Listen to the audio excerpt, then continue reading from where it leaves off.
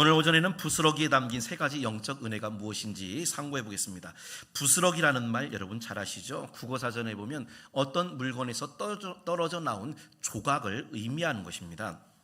자, 우리 화면 보시면 이게 바로 부스러기죠. 부스러기, 떨어져 나온 조각.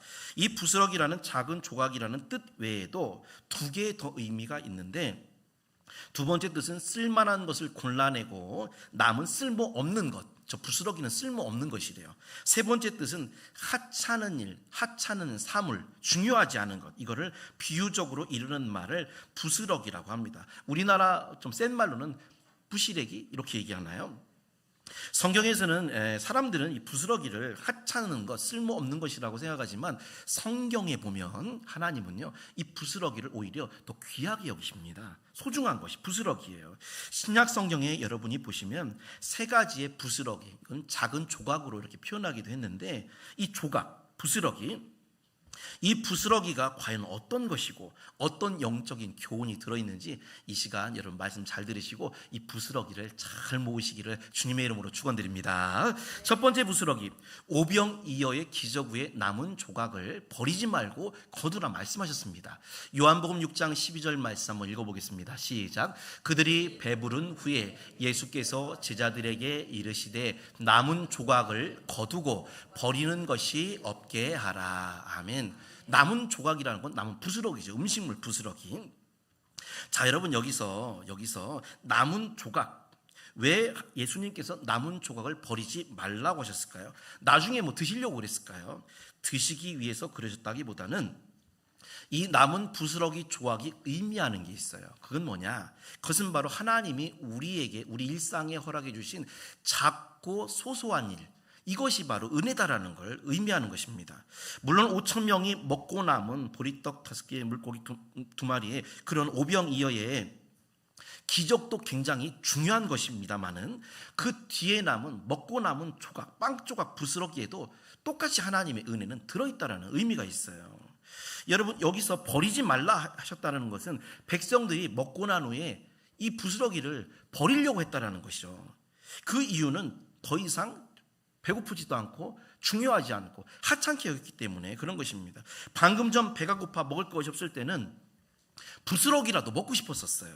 그런데 막상 배가 부르다 보니까 더 이상 부스러기가 소중한 게 아니라 하찮은 것, 쓸모없는 것이 되어 있다는 거죠. 우리 인생도 어떻게 보면 작은 것, 쓸모없어 보이는 것, 하찮은 것, 이것들을 소홀히 여기는 것, 이것이 바로 불행의 시작이 된다는 것입니다.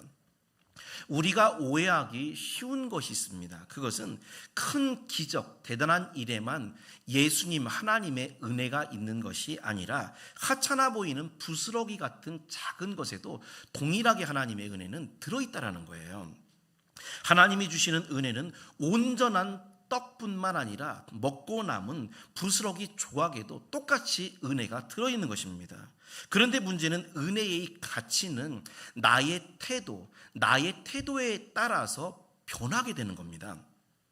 제가 예전에 경기도 오산에 있는 기도원의 기도 제목을 가지고 10일을 열흘을 금식하러 들어간 적이 있었어요. 9일째 금식하는 날 마침 밑에 주차해 놓은 자동차에 뭘 가지러 갈 것이 있어가지고 내려갔는데 차문을 열고 우연히 차 바닥을 보니까 바닥에 작은 땅콩 하나가 떨어져 있는 거예요. 한쪽도 아니고 반쪽이 떨어져 있는 겁니다. 그때가 9일째 금식했을 때예요. 가장 배고팠을 때. 바닥에 떨어진 땅콩 반쪽을 보자마자 순간 제 입에 군침이 싹 하고 도는 겁니다. 자동차의 바닥에 떨어졌으니까 내가 얼마나 신발로 제가 밟았겠어요. 그거를 더럽겠죠. 그런데도 불구하고 작은 땅콩 반쪽이 너무너무나 먹고 싶은 거예요. 저 반쪽 땅콩을 좀 먹어봤으면. 물론 금식 기간이니까 먹지는 못했죠. 그리고 금식이 끝나고 집에 돌아와서 우리 집사람이 차려준 음식을 차근차근 배불리 먹고 나니까 그 차바닥에 떨어졌던 땅콩이 먹고 싶어졌을까요? 전혀 먹고 싶지가 않았어요. 여러분 보십시오. 땅콩은 똑같은 땅콩이에요. 변화되지 않죠. 그런데 누가 변화된 겁니까? 내가 변화된 거죠. 내가 변한 거죠. 나에게 주시는 은혜, 하나님의 은혜는 어제나 오늘이나 영원토록 동일하십니다. 그런데 내가 변질이 되면, 내 믿음이 약해지고 변질이 되면 은혜가 더 이상 은혜로 느껴지질 않아요. 맛이 느껴지질 않는 거죠. 그래서 우리는 왜 은혜가 안 되나, 왜 은혜가 안 될까, 이렇게 할 것이 아니라 혹시 나의 믿음이 변질되진 않았는가, 이것을 우리가 돌아보고 살펴봐야 된다는 것입니다. 여러분, 우리 믿는 자에게는 큰 일도 하나님의 은혜이지만 작고 사소한 부스러기 같은 우리 일상의 모든 일이 다 똑같은 은혜가 들어있는 거예요. 기적, 놀랍다, 여기도 물론 은혜 있지만 아주 일상적인 평범한 삶도 다 은혜다라는 것입니다. 데살로니가전서 5장 18절에 감사하되 범사에 감사하라 그랬죠. 큰 일에만 대단히 감사하지 마시고, 범사라는 건 작고 소소한 일상의 평범한 일을 말하는 것입니다. 예전에 축구선수 이영표 선수의 간증을 들은 적이 있는데 굉장히 은혜롭더라고요. 이분이 축구선수에서 은퇴를 하고 앞으로 자기가 무엇을 하고 어떻게 먹고 살 것인가를 고민하면서 하나님께 진지하게 기도를 하게 되었습니다. 기도하면서 속으로 기대하기를, 하나님이 분명히 나에게 특별한 장소, 대단한 사명을 나에게 맡겨주실 거야, 이렇게 생각하면서 기도를 했다는 거예요. 자, 그런데 어느 날 하나님의 분명한 응답이 오게 됩니다. 우리에게도 똑같이 이런 응답을 하실 거예요. 어떻게 응답을 하셨느냐? 너의 사명은 한 여자의 남편이요, 아이들의 아빠요, 누군가의 아들이요, 누군가의 동생이며 누군가의 친구요, 그리고 기독교인으로서 오늘 하나님이 허락하신 이 하루를 최선을 다해 살아내는 것, 이것이 바로 너의 사명이다, 이렇게 말씀하셨다는 겁니다. 이영표 선수가 기대했던 어떤 특별한 장소, 대단한 일이 아니라, 그게 사명이 아니라, 그것이 아니라 이제는 한 가정의 가장으로서 아이들을 학교에 같이 보내고 집안일을 함께 도우면서 그 하루하루 속에 그리스도인으로서 살아가는 그 자체가 이미 사명을 감당하는 것이다라는 것입니다. 여러분, 사람들은 작은 부스러기 같은 일상의 일들을 귀하게 여기지 않고 감사하지 않아요. 우리가 이것을 소홀히 여기는 게, 그게 바로 남은 조각을 버리는 겁니다. 버리는 거예요. 근데 생각해 보세요. 우리가 살아있다라는 것, 교회에 와서 그 많은 사람들 가운데 하나님을 믿고 우리가 예배 자리에 있는 것, 내 가족들이 있고, 내가 그래도 걸을 수 있고, 먹을 수가 있고, 목소리로 말할 수 있고, 생각할 수가 있고, 이런 작은 부스러기를 버리지 않고 이걸 다 모으면 엄청난 큰 감사의 덩어리, 큰 기적의 통로가 된다라는 것입니다.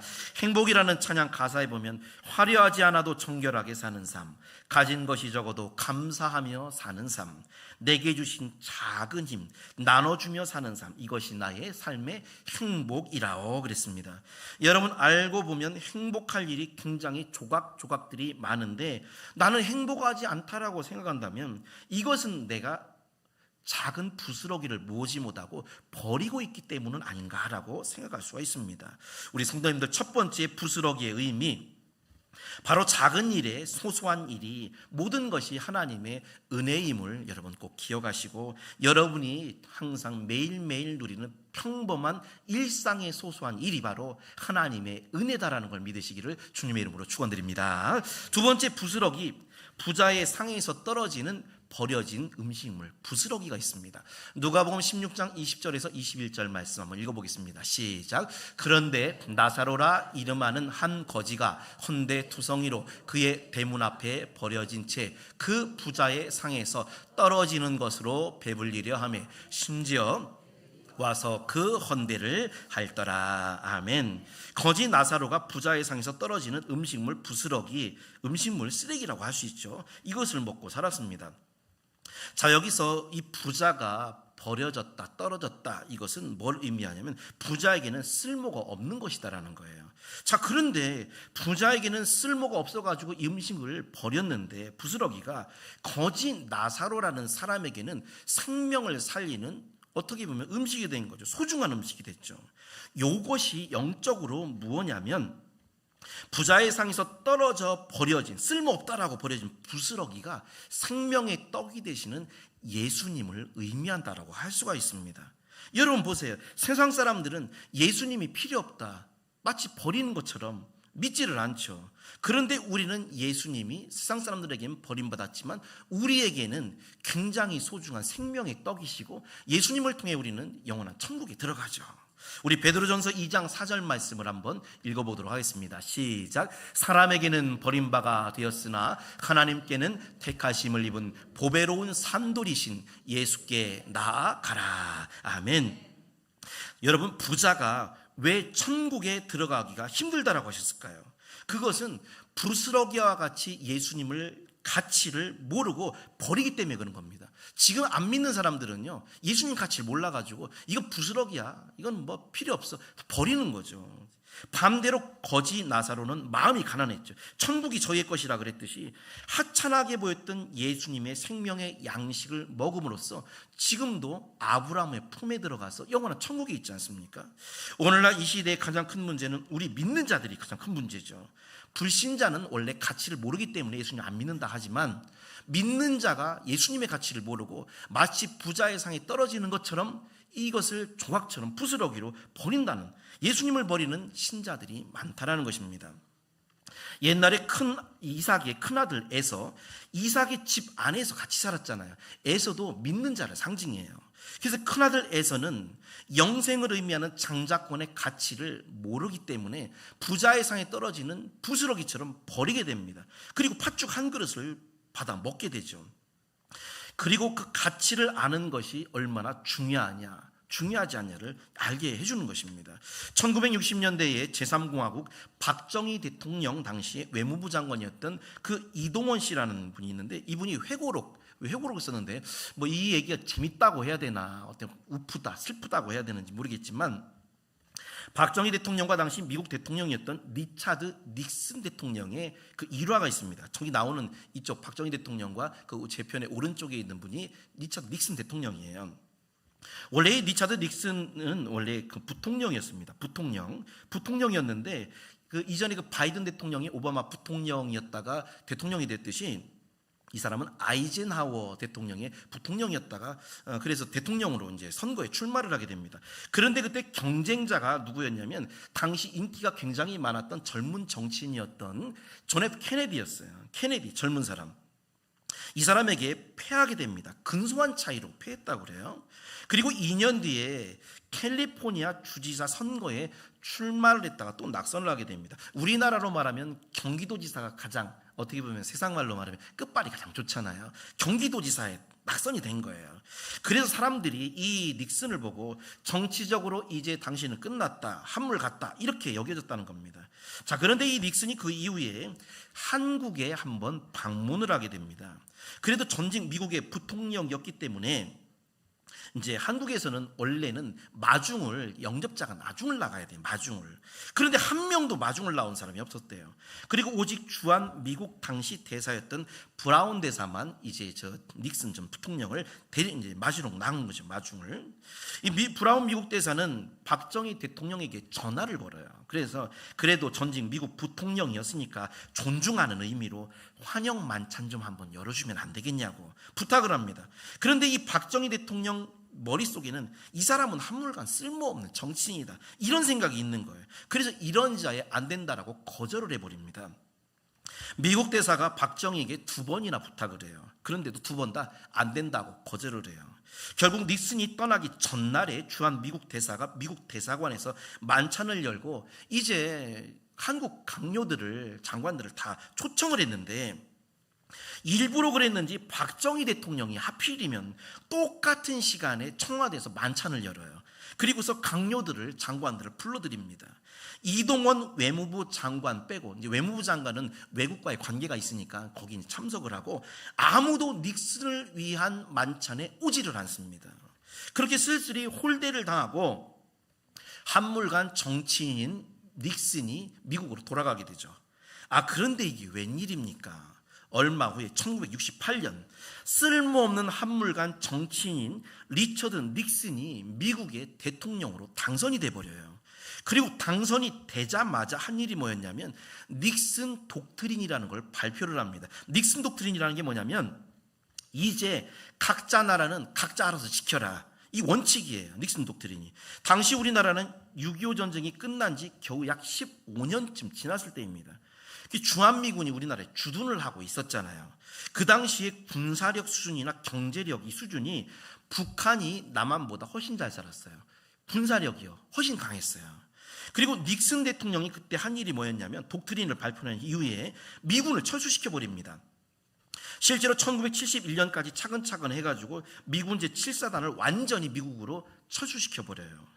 중한미군만 없으면 언제든지 남침을 해서 공산화를, 남한의 적과 통일을 이루겠다고 꿈을 가진 김정일 입장에서는, 김일성이죠, 항상 그랬어요. 저 미군만 없으면 언제든지 우리는 가서 우리 남한을 적과 통일 시킬 수 있다. 이 김일성 입장에서는 이 미군이 철수하니까 아주 환영할 일, 박수를 치게 됩니다. 마음이 급해진 박정희 대통령이 외교 채널을 통해서 닉슨 대통령과 면담을 요청을 해요. 그런데 닉슨이 계속 핑계를 대고 거절을 합니다. 하도 부탁을 하니까 닉슨이 그러면 나를 만나고 싶으면 백악관이 아니라 내 휴양지 별장으로 찾아와라. 저기가 휴양지 별장 사진이에요. 박정희 대통령이 닉슨의 별장까지 직접 저렇게 찾아갔는데 닉슨이 문 밖에 나와서 마중하지도 않고, 원래 외교 예절은 그 상대국의 그 대통령이나 지도자가 나와서 차문도 열어주고 악수도 하고 그런 예절이라고 합니다. 그런데 박정희가 왔는데도 닉슨은 자기 방에 저렇게 앉아가지고 박정희 대통령을 탁 하고서 쳐다보면서 맞이를 하고 있는 거예요. 여러분, 박정희 대통령 표정 보세요. 별로 안 좋죠. 왜 그러냐면 그때 이런 상황이었기 때문에 지금 표정이 안 좋은 거예요. 닉슨은 좀 여유 있고요, 박정희 대통령 기분이 상한 거죠. 그날 밤 박정희 대통령을 위해서 만찬을 별장에서 열었는데 미국의 강요들이 국무부 장관 위에는 아무도 오질 않았다고 합니다. 5년 전에 닉슨이 박정희에게 당했던 그대로 똑같이 갚아준 거였어요. 여러분, 그때 이 박정희 대통령이 겪은 북한의 공격을 받아서 나라는 망할지 모르고, 또 나라의 대통령으로서, 그래도 대통령인데 어떤 모멸감, 이런 것들이 얼마나 컸겠느냐라는 거죠. 박정희 씨의 큰 실수는 뭐냐? 강대국 미국의 지도자가 될 수도 있었던 사람을 쓸모없는 부스러기처럼 여리고 버렸다라는 겁니다. 그리고 그 결과가 나라의 위기, 위태함, 언제든지 북한이 쳐들어올 수 있고 또 큰 대통령으로서의 모멸감을 갖게 된 겁니다. 그 이유는 가치를 몰라서 그런 거예요. 부스러기다, 너는 이제 한물 같다라고 생각한 거죠. 마찬가지로 하나님이 보내신 이 세상의 구원자가 되신 예수님을 가치를 모르고 버려진 부스러기처럼 예수 믿어야 쓸모없어, 교회 다녀야 쓸데없어, 이렇게 버리는 세상 사람들의 결과는 박정희 씨가 당했던 것과는 비교할 수 없는 모멸감, 국가의 이 수준이 아니에요. 영원한 지옥의 고통을 끔찍하게 영원토록 당해야 된다는 것입니다. 우리 성도님들, 부자가 쓸모없다라고 버린 음식물 부스러기가 사실은 나사로의 생명을 살리는 그런 음식이 되었듯이, 세상 사람들은 예수는 쓸데없다, 기독교는 필요 없다, 부스러기로 여기고 버린 이 생명의 떡 예수를 먹는 우리 성도님들이야말로 영원한 영생복락을 누리는 영원한 생명을 얻게 됨을 믿으시기를 주님의 이름으로 축원드립니다. 세 번째, 마지막으로 부스러기, 가나안 여인이 부스러기 은혜를 구하게 됩니다. 우리 다시 한번 마가복음 7장 28절을 읽어보겠습니다. 시작. 여자가 대답하여 이르되 주여 올소이다마는 상 아래 개들도 아이들이 먹던 부스러기를 먹나이다. 아멘. 가나안 여인이 귀신 들린 자기 딸을 고쳐달라고 간구를 합니다. 그렇겠죠. 부모니까, 엄마니까 얼마나 간절히 있겠어요. 근데 주님이 자녀의 떡, 그러니까 하나님이 이 이스라엘 백성에게, 또 믿는 자에게 줄 이 은혜는 너 같은 이방인에게는 줄 수 없다, 개와 같다라고 이렇게 표현하면서 거절을 하십니다. 하나님의 은혜는 이스라엘 백성에게만, 믿는 자에게만 주신다는 거죠. 그러자 이 이방 여인이 뭐라고 얘기하죠? 주인의 상에서 떨어지는 부스러기라도 좋으니 주십시오. 간청을 하자 칭찬을 하시고 딸을 고쳐주십니다. 여기서 이 대답의 태도는요, 하나는 겸손이고 또 하나는 간절함입니다. 원래 이스라엘에서 개라는 표현은 여러분 잘 아시다시피 가장 사람을 비하할 때 쓰는 단어가 개입니다. 우리나라도 개라는 표현은 좋은 게 아니잖아요. 사무엘상 24장 14절에 다윗이 사울왕에게 아니 죽은 개와 같은 나를 왜 쫓아다니십니까? 이렇게 호소하고요. 사무엘하 9장 8절에 보면 요나단의 아들 무비보셋이 죽은 개와 같은 나를 어찌 돌아보시나이까, 이렇게 얘기를 하죠.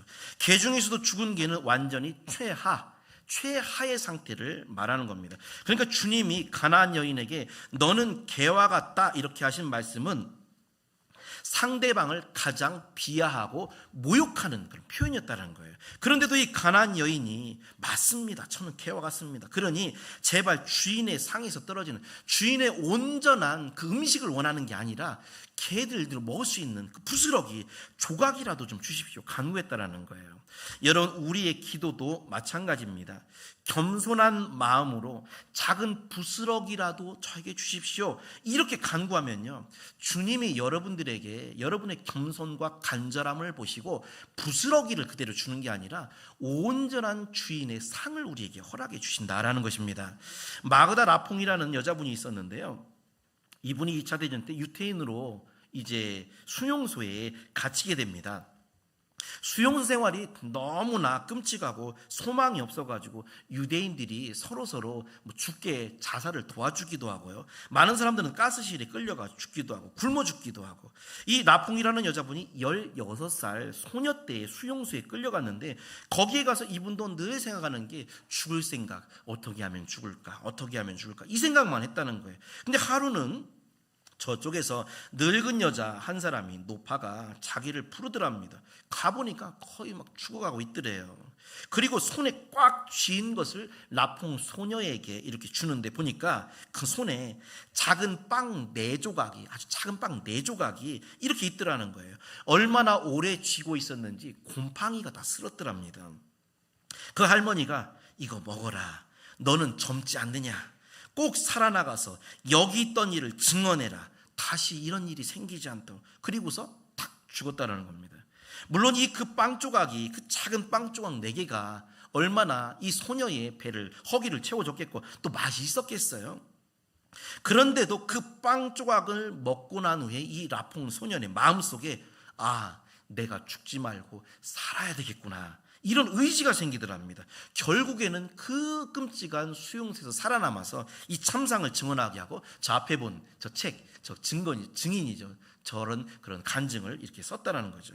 큰 빵이 여러분 라퐁 소녀를 살린 것이 아니라 작은 부스러기 빵 4조각이 라퐁의 생명을 살렸다라는 겁니다.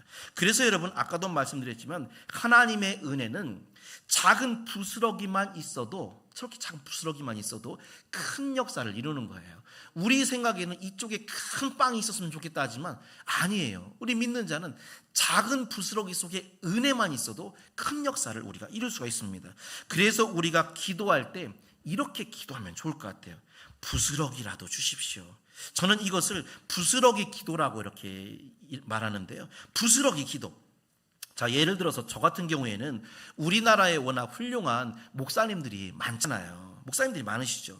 조영기 목사님, 한경진 목사님, 훌륭하신 목사님들 많죠. 그래서 저는 그런 목사님처럼 되게 해주세요, 이렇게 기도하지 않고, 하나님, 그 훌륭하신 아무개 목사님의 떨어진 부스러기라도 좋으니 그렇게라도 담게 해주세요, 이렇게 저는 기도합니다. 만약에 여러분이 건강이 부족하다면, 우리 주변에 건강한 사람 있잖아요. 그럼 그렇게 기도하는 거예요. 하나님, 저 건강한 사람이 부스러기만이라도 건강을 저에게 좀 주십시오. 지혜가 부족하면 굉장히 뛰어난 사람 있잖아요, 똑똑한 사람. 하나님, 저 똑똑한 지혜의 부스러기라도 저에게 좀 주십시오. 그러면 주님께서 부스러기 은혜를 구했던 시돈 여인에게 똑같이 부스러기 줬나요? 그렇지 않죠. 온전한 주인의 상을 주듯이 온전하게 회복시켜 주셨듯이 우리가 주님께 부스러기 은혜라도 좀 주세요 하고 기도하면 하나님은 우리에게 부스러기를 주시는 것이 아니라 온전한 빵, 온전한 주님의 식탁, 영원한 생명을 주시는 믿으시기를 주님의 이름으로 축원합니다. 결론적으로 쓸모없고 가치 없다라고 버려진 부스러기 조각을 버리지 말라고 했습니다. 자, 우리 부스러기 사진 다시 한번 보겠습니다. 저 부스러기가 뭘까요? 첫째 부스러기, 오병 이후의 기적 후에 남은 부스러기를 버리지 말라 그랬습니다. 큰 기적은요, 하나님의 큰 은혜는 대단한 일에만 있는 게 아니에요. 우리가 살아가는 일상생활에 소홀하기 쉬운 것, 숨 쉬는 것, 생각하는 것, 우리의 가족이 있는 것, 내가 일할 수 있는 것, 내가 예배를 드리러 나올 수 있는 것, 이런 작은 부스러기가 모아질 때 하나님의 큰 기적과 하나님의 큰 은혜가 있는 줄 믿습니다. 두 번째 부스러기는 부자의 상에서 떨어진 부스러기를 먹고 나사로가 생명을 얻게 됩니다. 이 세상 사람은 예수님을 부스러기처럼 여겨요. 그래서 버리죠. 믿질 않죠. 그러나 부스러기같이 버려진 예수님을 우리는 생명의 떡으로 먹게 됩니다. 그래서 우리는 이 생명을 통해 영생 복leg, 영원한 천국에 들어가게 됩니다. 마지막으로 가나안 여인이 주인의 상에서 떨어지는 부스러기 은혜라도 달라고 간구했어요. 우리도 대단한 은혜를 달라고 간구하기보다는 겸손함 그리고 간자함으로 하나님 어떤 부스러기라도 저에게 주십시오, 이렇게 기도하면 하나님은 우리에게 부스러기를 주시는 게 아니라 온전한 빵을 주시고 영원한 생명을 주심을 믿으시고, 여러분 세상은 부스러기를 쓸모없다라고 다 버립니다. 그러나 우리 믿는 자에게 이 부스러기는 오직 하나님의 은혜가 모아지는 생명의 은혜임, 충만한 은혜임을 믿으시기를 주님의 이름으로 축원드립니다.